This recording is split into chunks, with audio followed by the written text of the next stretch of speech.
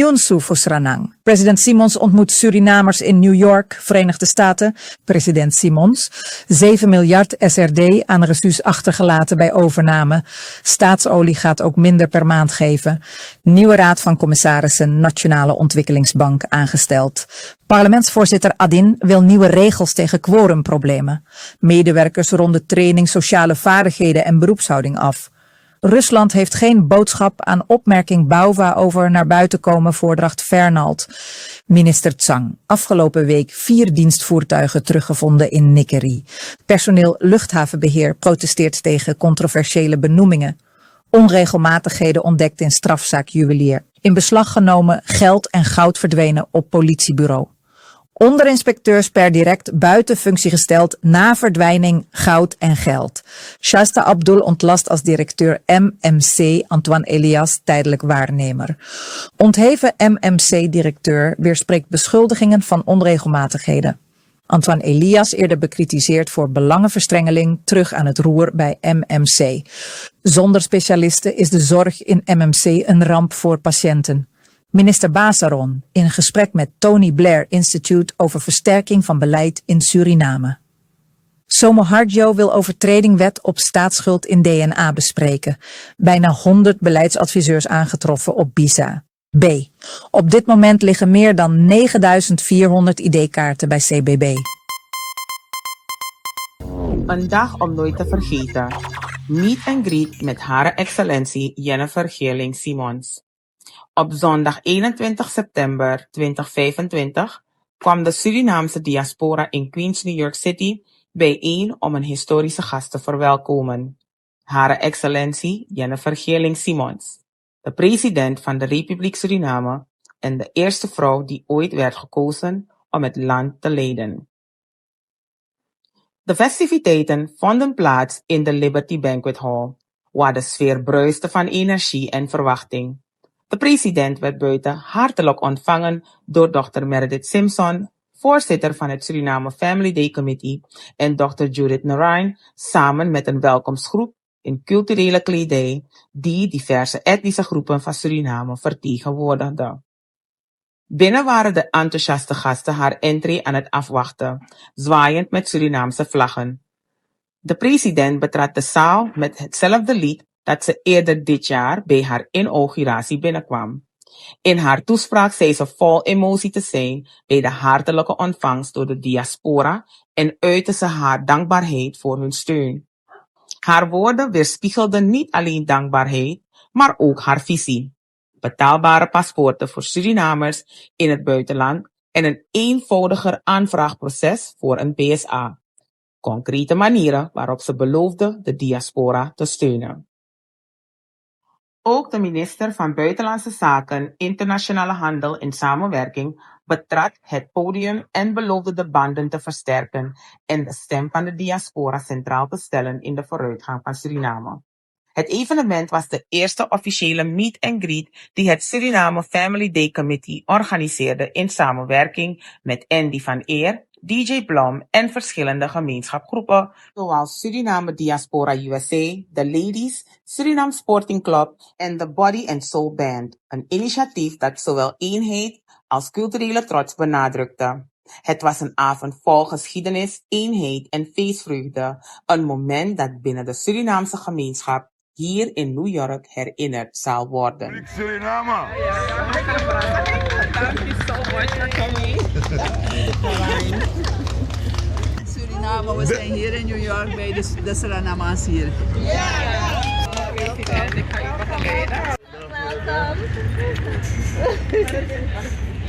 Ja, even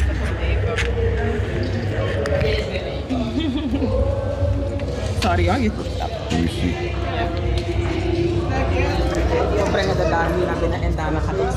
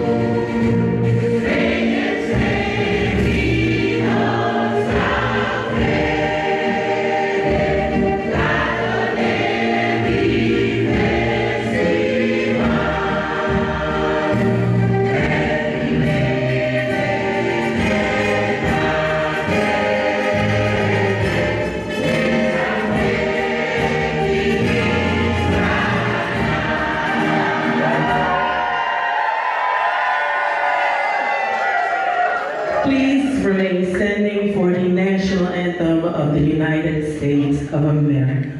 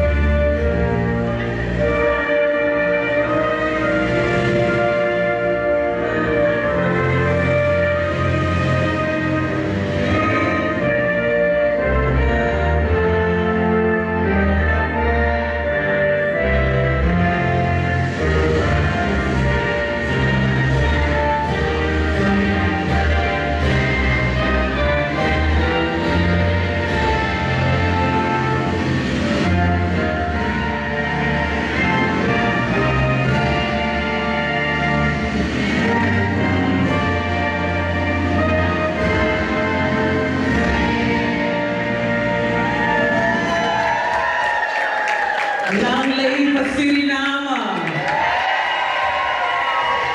Lang leven Haar Excellentie President Jennifer Keerling-Simons. You may be seated. Ladies and gentlemen, please stand so that we may receive our President and her remarks. Our President, Her Excellency Jennifer Keerling-Simons.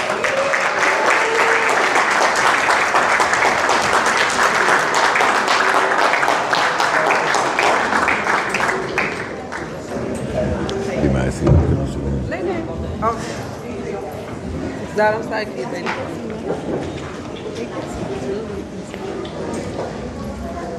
Ja, graag kan meneer. Je kunt gaan zitten.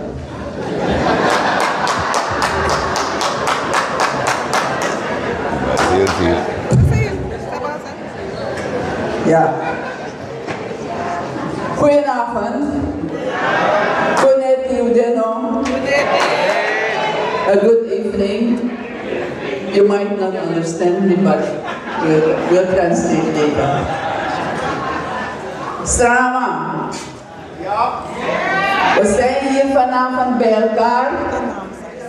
En ik moet zeggen, komt je morgen Crosby.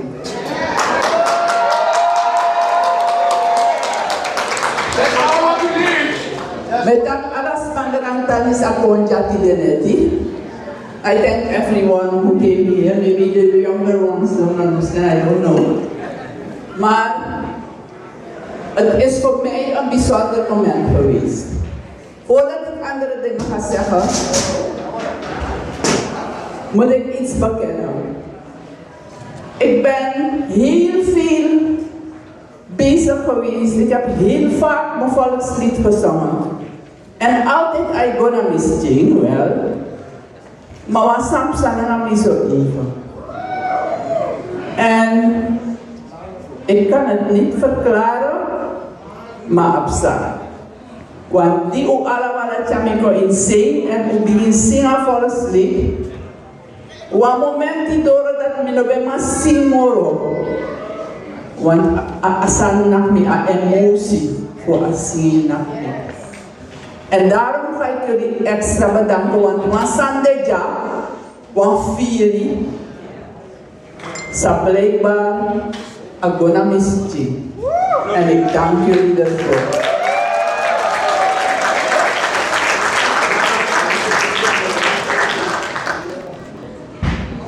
Niet alleen Wambong, maar ook ik zou jullie willen verbinden tot één volk.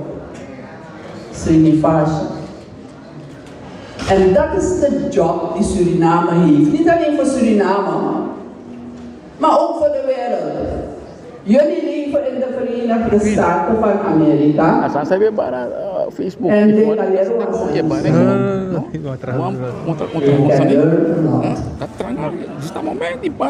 maar we moeten ook weten dat het samenleven met zoveel verschillende groepen niet vanzelf gaat. Dat weten we allemaal ook. Het is niet eenvoudig, maar er zit een grote beloning erin. Want onze kinderen groeien op met alles. Met bami, met roti, met zouten, met ksaba, met bakaksaba, met kwak. En met alles wat daarbij hoort. Alles geeft een beetje aan ons. En dat geeft dan uiteindelijk die speciale Surinaamse identiteit. Die bestaat uit verschillende identiteiten. En dat mag. En dat moet. We moeten onszelf zijn om dan samen Suriname te kunnen zijn. Suriname heeft geen diversiteit. Suriname is diversiteit. Na historia na Galucharu Konamakandra, we hadden niet de keus. Het is een opdracht van boven. We moeten met elkaar leven. Niet nu, maar in de toekomst. En daarom, na 50 jaar zou ik worden, heb ik gezegd, we gaan volgend jaar 2026, dat we doen aan bewust nou, Srifidenki. We gaan niet meer samenleven, toevallig, en omdat we daar gebracht zijn. Maar omdat we dat samen willen doen, heel bewust en goed, gaan we Heritage Month maken augustus. En we gaan met elkaar praten over hoe we hier tezamen kwamen en vooral hoe we samen verder gaan. Dat is wat we vanaf volgend jaar officieel doen. Baka 50 jaar geleden. We willen niet alleen samen verder gaan in Suriname, maar we hebben veel gesproken. Natuurlijk meestal in Nederland, maar ik kon zo vaak niet zeggen, eerlijk gezegd. Maar We hebben samen gekeken naar alle mensen die niet in Suriname meer wonen, maar de verbinding wel voelen met Suriname. En die ook veel doen in Suriname. Heel vaak, soms is het voor familie, soms zijn het ook andere zaken. En we hebben gezocht naar de beste manier om met elkaar die verbinding te maken.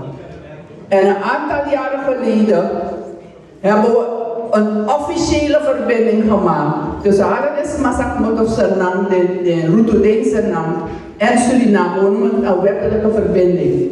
Personen van Surinaamse afkomst, person of Surinamese origin.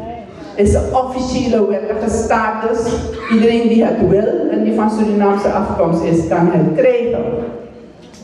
Maar we moeten ook zeggen dat zoveel, zo vaak in ons land de dingen niet zo vlot gaan als we willen.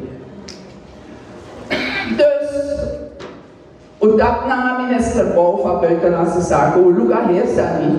En we hebben de conclusie getrokken dat het vaak niet makkelijk genoeg gaat. En de mensen hier die het geprobeerd hebben, weten dat er vaak obstakels zijn. Ik weet niet of de mensen, de Surinamers in de Verenigde Staten, wel goed op de hoogte zijn daarvan, van de PSA, Person of Surinamese Origin Status.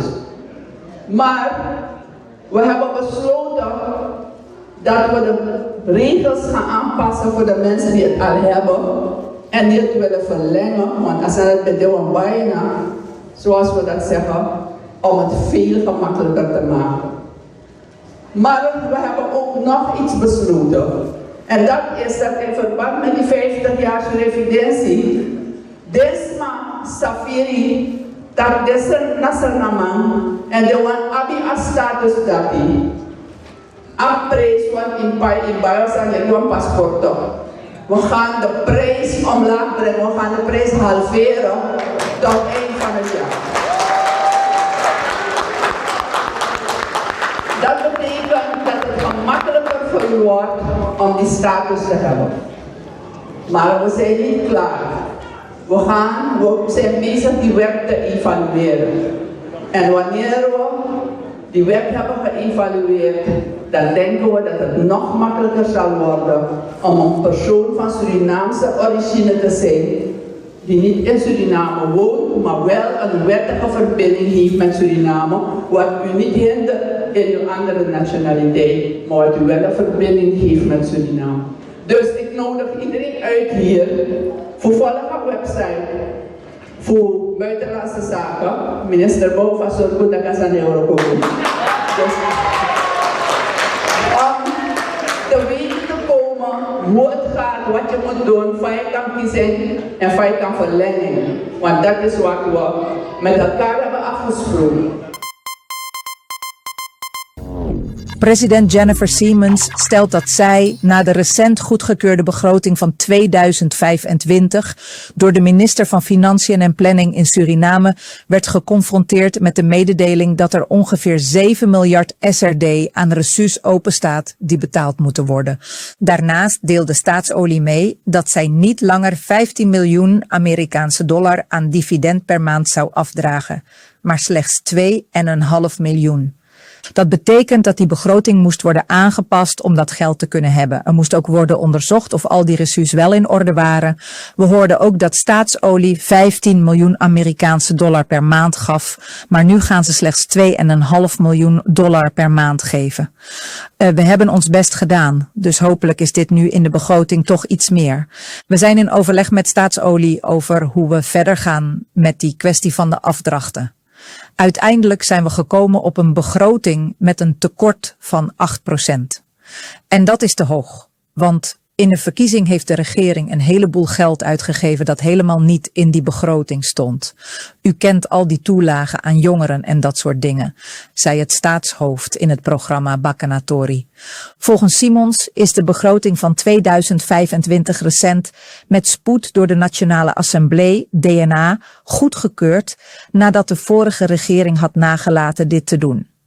Daar bleek ook dat de regering Santokki-Brunswijk meer geld had gebruikt dan was opgenomen in die begroting.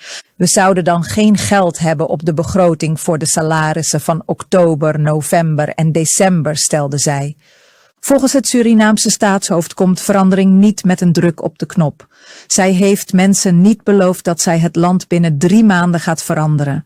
Wel heeft zij beloofd dat zij eerlijk gaat werken en stap voor stap het land samen gaat veranderen. Minister van Financiën en Planning, Adeline Weinerman, heeft de nieuwe leden van de Raad van Commissarissen, RVC, van de Nationale Ontwikkelingsbank, NOB, officieel geïnstalleerd. De benoeming vindt plaats onder voorbehoud van goedkeuring door de Centrale Bank van Suriname. Tijdens de ceremonie benadrukte Weinerman het belang van goed bestuur en transparantie binnen de NOB, gezien de sleutelrol die de bank speelt bij de financiering van ontwikkelingsprojecten in Suriname. Deskundige begeleiding is volgens haar noodzakelijk om de instelling te versterken en optimaal te laten bijdragen aan de economische vooruitgang van het land. De nieuwe RVC bestaat uit Sherida Mormon, Romano Dula, Chafer Herfst, Clifford, Marika en John Sandriman. De minister riep de leden op hun verantwoordelijkheid met integriteit, visie en toewijding uit te voeren. Met de installatie van dit toezichtsorgaan is een nieuwe stap gezet richting verdere professionalisering en versterking van de Surinaamse financiële sector. Parlementsvoorzitter Ashwin Adhin wil het ordereglement van de Nationale Assemblée aanpassen om onder meer het terugkerende quorumprobleem aan te pakken.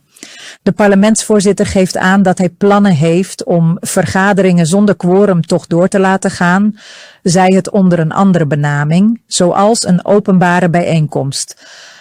Besluiten kunnen dan niet worden genomen, maar discussies blijven zichtbaar voor samenleving en media en de regering kan alvast inspelen op signalen. Adhin ziet dit als een manier om leden te stimuleren vaker aanwezig te zijn. Daarnaast worden voorstellen gedaan om debatten tussen parlementariërs en ministers efficiënter te laten verlopen. Bijvoorbeeld door directe 1-op-1 discussies toe te staan. De wijzigingen betekenen volgens Adhin een ingrijpende vernieuwing waarbij parlementariërs training zullen krijgen in de nieuwe werkwijze. Op dinsdag 17 september 2025 hebben medewerkers van het Onderdirectoraat Arbeidsmarkt, de Stichting Arbeidsmobilisatie en Ontwikkeling, SAO, en de Stichting Productieve Werkeenheden, SPWE, met succes de 5-daagse training Sociale Vaardigheden en Beroepshouding afgerond. De training, verzorgd door SPWE, richtte zich op het versterken van persoonlijke en professionele competenties die nodig zijn om effectief en professioneel te functioneren op de werkvloer. Tijdens de afsluiting deelden de deelnemers hun ervaringen en inzichten. Zij gaven aan veel te hebben geleerd over respectvol communiceren, actief en empathisch luisteren, samenwerken met collega's en cliënten en het constructief omgaan met meningsverschillen. Daarnaast werd aandacht besteed aan het geven en ontvangen van feedback, omgaan met kritiek en het belang van een professionele houding, representativiteit, motivatie, inzet en doorzettingsvermogen. Onderminister van Volksgezondheid, Welzijn en Arbeid, VWA, Dr. Rai Jadanansing sprak de deelnemers toe en benadrukte dat sociale vaardigheden en een goede beroepshouding essentieel zijn om werkstress en burn-out te voorkomen. Hij onderstreepte dat empathie en rekening houden met collega's de basis vormen voor goede samenwerking, effectieve communicatie en duurzame professionele relaties. De onderminister sprak zijn vertrouwen uit dat de deelnemers het geleerde zullen toepassen in hun dagelijkse werkzaamheden en zo een positieve bijdrage zullen leveren aan de werkcultuur binnen hun organisaties. Vice-president Gregory Rusland heeft geen boodschap aan de opmerking van BIS-minister Melvin Bauva, die vorige week aangaf dat het hem niet gelukkig overkwam dat de naam van Ivan Fernald als aankomend ambassadeur in Guyana door de NPS werd bekendgemaakt, terwijl hij op dat moment samen met de huidige ambassadeur op een missie in Guyana was. Bauva deed een oproep aan politieke partijen om het formele proces te respecteren en zorgvuldig met dergelijke informatie om te gaan. Waar het om gaat is dat we in een politieke constellatie zitten. Er wordt op dit moment gesproken over de invulling van ambassadeursposten. En eigenlijk is die vraag niet voor dit forum, waar ik hier sta als vicepresident. Maar ik kan wel aangeven dat wat er gebeurd is, dat verschillende politieke partijen hun voordrachten doen. vanuit de NPS heb ik de verantwoordelijkheid om wanneer ik voordrachten doe, die voordrachten ook te bespreken met mijn structuren. En wanneer die voordrachten naar buiten komen, dan kan ik weinig aan doen. Het is een normaal proces. Dus wat dat betreft heb ik geen enkele boodschap aan zulke opmerkingen. Waar het om gaat is dat de NPS voordrachten doen en laat het duidelijk zijn. Het blijven voordrachten. En die voordrachten van alle partijen worden samengebracht. En uiteindelijk wordt het proces vervolgd. En we zien wat het proces verder natuurlijk wat uit de bus komt. Maar niets is ongelukkig. Ik heb mijn verplichtingen. Ik heb een democratische partij te leiden. En wat dat betreft, als er informatie nodig is, dan geef ik het aan mijn structuur onder alle omstandigheden. Het ministerie van Openbare Werken en Ruimtelijke Ordening in Suriname, OWRO, blijft nog tips krijgen over dienstvoertuigen en zwaar materieel die na de regeringswisseling nog niet zouden zijn ingeleverd. Volgens minister Stephen Tsang heeft de leiding in Nikkerie in samenwerking met de afdeling interne controle de afgelopen week 4 dienstvoertuigen terug kunnen vinden. De nodige stappen zullen worden gezet. Machines hebben we ook een aantal op het oog, maar ik kan hier niet op ingaan. Maar we gaan ze wel allemaal terughalen, zei de bewindsman woensdag voor aanvang van de Raad van Ministers, RVM-vergadering. Volgens Tsang worden alle tips vanuit de gemeenschap serieus genomen. Helaas leiden niet alle tips naar gevallen waar het om aangetroffen materiaal van OWRO gaat. Daarnaast zijn er nog heel veel misstanden ontdekt waar het Quickscan-team nog mee bezig is op het ministerie. De bewindsman zal meer ondersteuning vragen bij dit onderzoek, aangezien de uitgetrokken 5 maanden bij lange na niet voldoende zijn om alles te kunnen checken. Elke dag weer krijg ik andere dingen te zien, maar we zijn er in ieder geval mee bezig. We gaan gedegen dossiers aanbieden aan het Surinaamse Openbaar Ministerie, aldus de minister. Medewerkers van NV Luchthavenbeheer hebben in een brief aan directeur Vijay Chotkan hun bezorgdheid geuit over het controversiële benoemingsbeleid binnen de organisatie. Volgens het personeel veroorzaakt het huidige beleid spanningen, demotivatie en onzekerheid op de werkvloer en kan het zelfs gevolgen hebben voor de veiligheid van de luchthaven. Een recent voorbeeld is de beëindiging van de aanstelling van onderdirecteur E.A. Moida, zonder overleg met de directie, wat volgens de werknemers de transparantie en zorgvuldigheid binnen het bedrijf ondermijnt. Zij benadrukken dat de afdeling HRM een ondersteunende rol hoort te vervullen en niet zelfstandig beslissingen mag nemen die direct de bedrijfsvoering of veiligheidsprocessen beïnvloeden. Ook uiten ze kritiek op selectieve benoemingen en ongelijke behandeling en roepen op tot gelijke kansen voor alle medewerkers. Tegelijkertijd werd op 11 september 2025 een nieuwe Raad van Commissarissen, RVC, geïnstalleerd. Minister Raymond Landveld van Transport, Communicatie en Toerisme, TCT, benadrukte dat de RVC moet zorgen dat luchthavenbeheer gezond blijft en strategisch kan opereren op de lange termijn. De raad bestaat uit president-commissaris Mistral van Lierop en leden Danny van Ommeren, Paul Misjan, Ronnie Oemar, Enrique Di Potico en Sergio Oliveira. Het personeelprotest en de installatie van de nieuwe RVC laten zien dat interne spanningen en herstructureringsmogelijkheden hand in hand gaan bij NV Luchthavenbeheer, waarbij transparantie, samenwerking en strategische visies centraal blijven. De afdeling Onderzoek Personeelszaken, OPZ, van het Korps Politie Suriname is een onderzoek gestart in de zaak waarbij de juwelier RK50 ter zake oplichtingen verduistering op maandag 8 september 2025 door de politie van het bureau Centrum was aangehouden. Op de verdachte waren grote geldbedragen in Surinaamse dollar en vreemde valuta, als ook gouden sieraden aangetroffen en in beslag genomen. Na overleg met het Openbaar Ministerie was deze verdachte hangende het onderzoek in verzekering gesteld.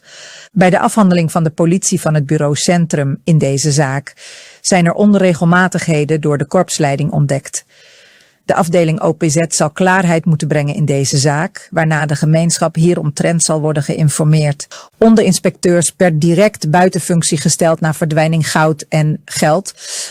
De zaak rond het verdwenen in beslag genomen geld en goud bij het politiebureau aan de Keizerstraat heeft donderdag een vervolg gekregen.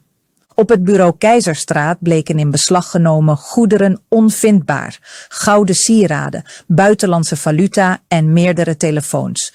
Na alarm van de postleiding is aangifte gedaan en is de afdeling onderzoek personeelszaken OPZ een intern feitenonderzoek gestart.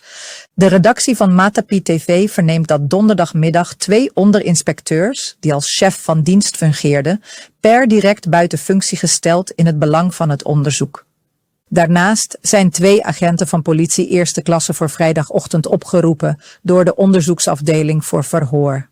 De verdwijning houdt verband met een strafzaak tegen een 50-jarige juwelier die op maandag 8 september werd aangehouden op verdenking van oplichting en verduistering. De buit, grote bedragen in SRD en vreemde valuta plus goud, werd toen aan de dienstchef overgedragen.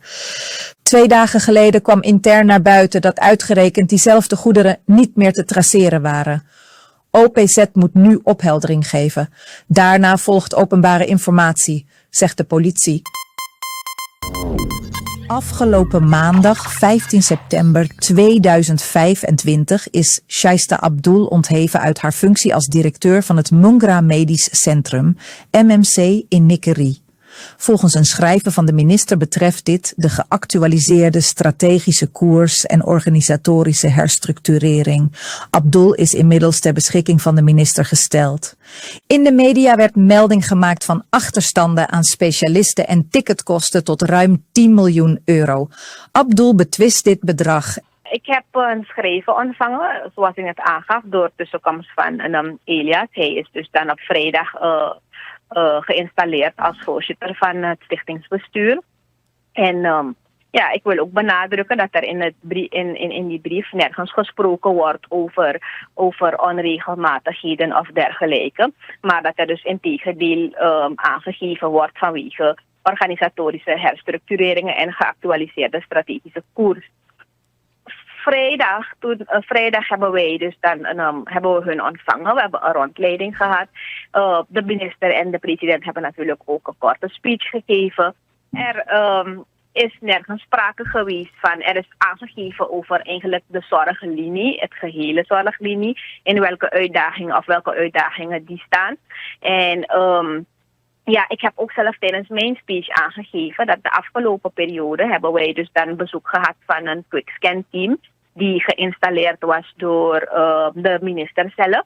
En het team heeft dus natuurlijk alle gevraagde documenten ontvangen van ons. En er is ook vastgesteld, want ze zijn nog bezig in het traject van die quickscan.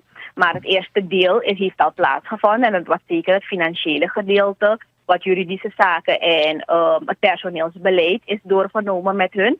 En tot zover ik weet is er dus dan ook aangegeven dat er geen, om het letterlijk zo te noemen, geen rare dingen zijn geweest onder dit beleid.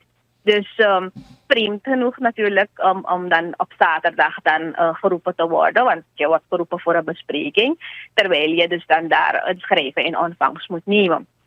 Er is een achterstallige betaling voor wat betreft de ticketkosten en honorariumkosten van de Nederlandse specialisten.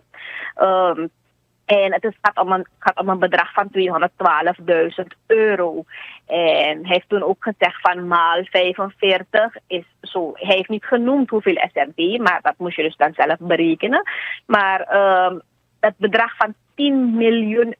Ik weet niet of men het heeft gelezen en men heeft horen klinken hoe groot het bedrag is. Maar nee, dat bedrag is onjuist. Vanmorgen zag ik ook nog een artikel rondgaan van de coördinator van de specialisten. Dat is de heer Dr. Mahabir. En die heeft dat ook ontkracht. Want hij zegt van als dat zo was, dan waren we al lang weggebleven als het daadwerkelijk zo'n groot bedrag zou zijn. Dus in ieder geval, dat bedrag klopt niet. De ex-directeur betreurt de onjuiste berichtgeving. Bij het Mungra Medisch Centrum MMC in Nickerie is oud-minister van Volksgezondheid Antoine Elias op 12 september 2025 door president Simons benoemd tot bestuursvoorzitter. 3 dagen later, op 15 september, werd Shaista Abdul als directrice ontheven en nam Elias haar functie over. Met zijn terugkeer krijgt het ziekenhuis een omstreden bestuurder aan het roer. Vragen over belangenverstrengeling steken opnieuw de kop op, omdat Elias eerder zijn eigen dochter zou hebben bevoordeeld toen hij onderdeel uitmaakte van de NDP-regering Bouterse.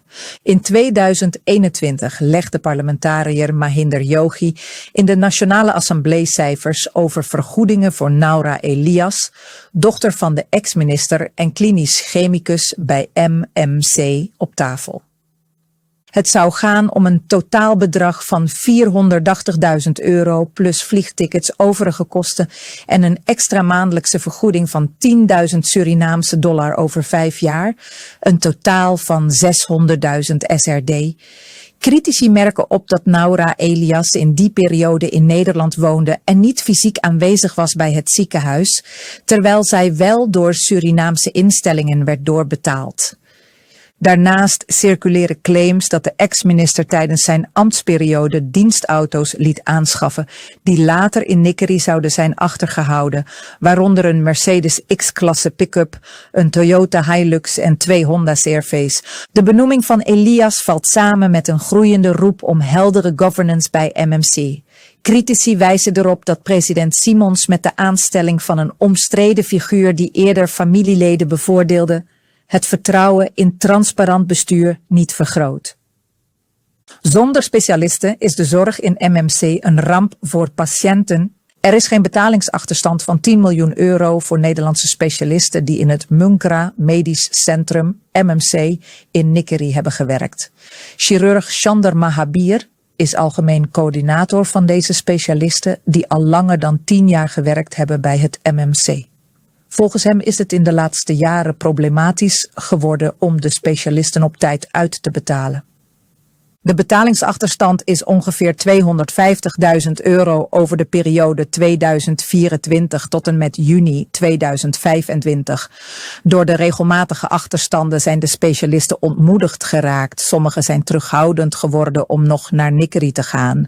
Mahabir hoopt dat er een oplossing gevonden wordt. Hij is daarover in goed overleg met minister André Misikaba, Rabem Parmesar en de voorzitter van de Raad van Bestuur van het MMC, Antoine Elias. Volgens Mahabir zal het een ramp voor patiënten zijn als de specialisten geen zorg meer kunnen verlenen. Het kost veel energie om de specialisten gemotiveerd te houden om in Nickerie te blijven. Vertegenwoordigers van het Tony Blair Institute, TBI, hebben op woensdag 17 september een ontmoeting gehad met minister Andrew Basaron van het ministerie van Economische Zaken, Ondernemerschap en Technologische Innovatie, EZOTI. Tijdens deze ontmoeting werd de wijze waarop TBI landen ondersteunt bij het versterken van bestuur, beleidsuitvoering en communicatie besproken. De ontmoeting heeft plaatsgevonden op woensdag 17 september 2025 in de vergaderzaal van het ministerie. Het Tony Blair Institute, TBI for Global Change, is een non-profit organisatie, opgericht in 2016 door de voormalige Britse premier Tony Blair. Het instituut werkt samen met overheden en politieke leiders over de hele wereld om advies te geven over strategie, beleid en implementatie, waarbij technologie wordt gebruikt om verandering teweeg te brengen. Het instituut heeft aangegeven dat het wereldwijd in 46 landen actief is en over ruime ervaring beschikt in het bieden van technische ondersteuning, capaciteitsopbouw en beleidsadvies. Daarbij is benadrukt dat TBI steeds samenwerkt met lokale teams en helpt met het inrichten van mechanismen om beleid effectiever te maken. Ook is toegelicht dat de ondersteuning vaak bestaat uit het integreren van deskundigen binnen ministeries en het bevorderen van betere afstemming tussen ministeries, zodat regeringsleiders en bewindspersonen hun beleid efficiënter kunnen monitoren en uitvoeren. Verder is aangegeven Dat TBI bereid is om met de regering van Suriname te werken aan het versterken van onderlinge verbanden, afgestemd op de specifieke behoeften en visie van het land. De minister en zijn team hebben tijdens de ontmoeting vragen gesteld over de uitdagingen voor Suriname, zoals de wijze waarop het land internationaal kan worden gepresenteerd aan bedrijven en investeerders, het benutten van diversiteit en de voorwaarden waaronder ondersteuning kan plaatsvinden. Daarbij is benadrukt dat kennis van de Surinaamse context en cultuur essentieel is en dat eventuele vormen van advies duurzaam in Suriname geïntegreerd dienen te worden. In zijn bijdrage heeft de minister tevens gewezen op de strategische ontwikkeling van een speciale economische zone in het zuiden van Suriname met bijzondere aandacht voor duurzame energie, technologie en productie. De minister heeft verder benadrukt dat de speciale economische zone gericht zal zijn op het toevoegen van waarde aan Surinaamse producten en dat sectoren als toerisme, landbouw en technologie de belangrijkste pijlers vormen. Hij heeft tot slot benadrukt dat het vergroten van de nationale verdiencapaciteit de hoogste prioriteit heeft. PL-fractieleider Bronto Somoharjo, de fractieleider van Percaya Luhur, PL Bronto Somoharjo kondigt aan dat hij in de Nationale Assemblée de kwestie rond de overschrijding van het schuldenplafond zal aankaarten. Volgens hem heeft voormalig minister van Financiën en Planning Stanley Raghubarsing de wet op de staatsschuld overtreden door de schuld-BBP-ratio ruim boven de wettelijke norm te laten uitkomen. Uit het verslag van het tweede kwartaal 2025 van het Bureau voor de Staatsschuld blijkt dat de schuld eind juli is gestegen tot 95% van het bruto binnenlands product, BBP. De wet schrijft echter een maximum van 60% voor. De wet is glashelder. Wie het schuldenplafond zonder wettelijke grond overschrijdt, begaat een overtreding. De wetgever heeft zelfs voorzien dat hier strafrechtelijke consequenties aan verbonden kunnen zijn, stelt Somoharjo tegenover Star News. De PL-fractieleider zegt verder dat hij laat nagaan vanaf welk moment de overschrijding precies is ingetreden. Maar volgens hem staat vast dat de wettelijke grens al maanden geleden is doorbroken. Hij verbindt dit ook aan de recente ontwikkelingen bij het Bureau voor de Staatsschuld. Ik vraag mij af of dit misschien de werkelijke reden is waarom de directeur plotseling is afgetreden. Het zou zeer ernstig zijn als een topfunctionaris drogredenen gebruikt voor haar vertrek, terwijl de overschrijding al maanden bekend was. Volgens de politicus verdient de bevolking volledige transparantie. Het is tijd dat er duidelijkheid komt over hoe en waarom de wet op de staatsschuld is overtreden en wie daarvoor verantwoordelijk gehouden moet worden. De eerste jaarrede van president Jennifer Simmons zal op 30 september 2025 gehouden worden. Dit gebeurt op verzoek van de president zelf. Parlementsvoorzitter Ashwin Adin zegt dat Simmons dit verzoek gedaan heeft omdat de scholen op 1 oktober beginnen met het nieuw schooljaar. Op die dag is het bijzonder druk. En de scholen gaan van start en dan wordt het hectisch. En dus ze heeft gevraagd voor 30 september, aldus Adin. Het parlement zal voor die datum dan een huishoudelijke vergadering moeten inplannen. Het college is tot eind september officieel met reces. De vaste commissie Financiën en Planning moet de voorbereidingen doen. Na de jaarrede zal de begroting over 2026 worden overhandigd aan het parlement. Daarin zal voor de eerste keer het beleid van dit kabinet zichtbaar worden. In de begroting van 2025 was er geen ruimte meer om nieuw beleid te formuleren na de machtsoverdracht. Minister Marinus B. van Binnenlandse Zaken Biza heeft bij zijn aantreden meer dan 100 beleidsadviseurs aangetroffen die daar werkzaam zijn op het ministerie. Hij is bezig met een evaluatie van deze personen. De bewindsman heeft de indruk dat het benoemen van een persoon tot beleidsadviseur wordt gedaan als een politieke beloning. Hij wil daarvan afstappen. Met betrekking tot dat van de beleidsadviseur. We zijn bezig de zaken te evalueren. Natuurlijk is het heel moeilijk wanneer mensen bij beschikkingen of resolutie in een functie zijn benoemd. Ja, dus het is niet een nieuw fenomeen. U weet, al geruime tijd wordt die functie van beleidsadviseur ingezet als een soort van beloning. Maar wij zeggen nee, het is een functie die dienstig moet zijn naar beleidmakers. Dus we gaan het evalueren en we hebben uitgezet dat ik denk dat het nu is om de wet op politieke functies te gaan aannemen. Omdat je daarmee dit van soort zaken kan voorkomen. Ja, dus het heeft ons aandacht. We moeten het oplossen. Er zijn vooralsnog geen duidelijke criteria om iemand tot beleidsadviseur te benoemen. Daarom wil hij wetgeving maken voor politieke functies. B. Op dit moment liggen meer dan 9400 ID-kaarten bij CBB. Minister Marinus B. van Binnenlandse Zaken in Suriname, BIZA, doet een oproep aan burgers om hun identiteitskaarten, ID-kaarten, op te halen bij het Centraal Bureau voor Burgerzaken CBB. Want er is gerapporteerd dat we op dit moment meer dan 9400 ID-kaarten hebben liggen bij CBB. En dat is vanaf 2019, zei de bewindsman woensdag voor aanvang van de Raad van Ministers RVM-vergadering. Volgens de minister is er geen wettelijke voorziening op basis waarvan besloten kan worden om deze ID-kaarten na verloop van een aantal maanden of jaren te vernietigen. Hierdoor is BIZA genoodzaakt om de mensen te blijven oproepen om de kaarten op te halen. Het probleem van niet afgehaalde ID-kaarten is iets dat zich al een tijdje afspeelt. Om de Surinaamse burgers tegemoet te komen, zorgde het ministerie eerder dit jaar ervoor dat er voorlopig langere openingstijden op de afdeling E-ID-kaarten werden gehanteerd. Helaas heeft deze maatregel voor weinig oplossingen gezorgd.